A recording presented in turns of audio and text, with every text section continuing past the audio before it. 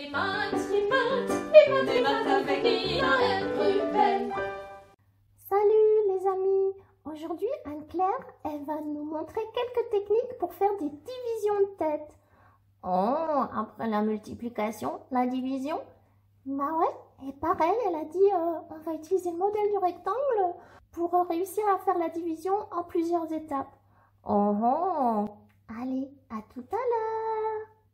Et oui, et commençons ici avec le nombre 60, que j'ai représenté ici par ce rectangle de dimension 6 et 10.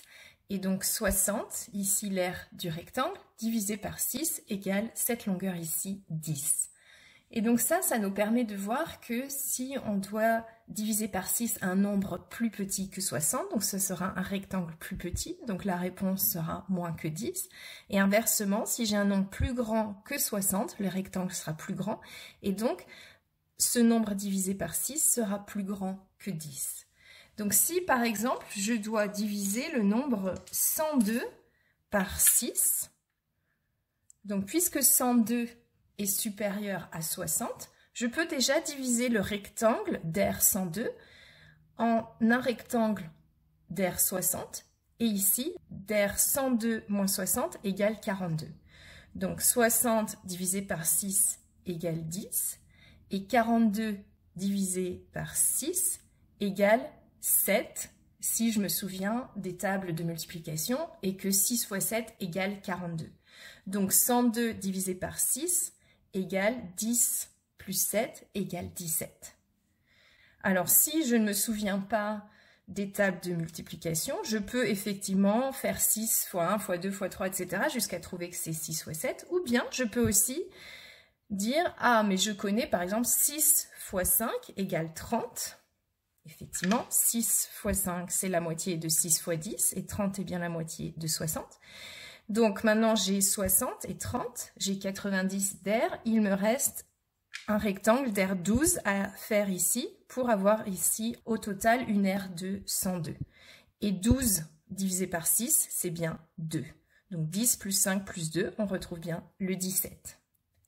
Je peux appliquer cette technique à la division de 78 par 6 en divisant mon rectangle d'aire 78 en un rectangle d'aire 60 et un rectangle d'aire 18. Mais je peux aussi, puisque 6 est égal à 2 fois 3, je peux aussi d'abord chercher la moitié de 78, qui me donne 39, et ensuite diviser mon 39 par 3, ce qui me donne 13. Je peux procéder de même en deux étapes pour diviser par 4, en divisant d'abord par 2. Donc ici nous avons le nombre 56, je divise par 2, donc c'est 28.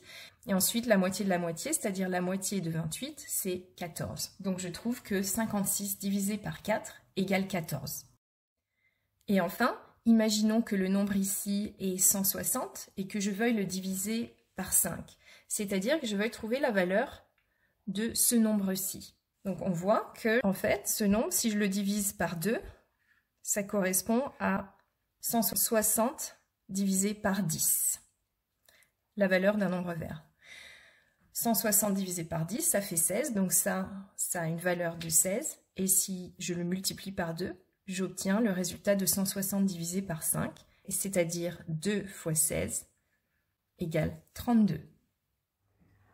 Ouais, bah moi je dis vive le modèle du rectangle parce qu'en fait ça nous aide pour les multiplications et les divisions.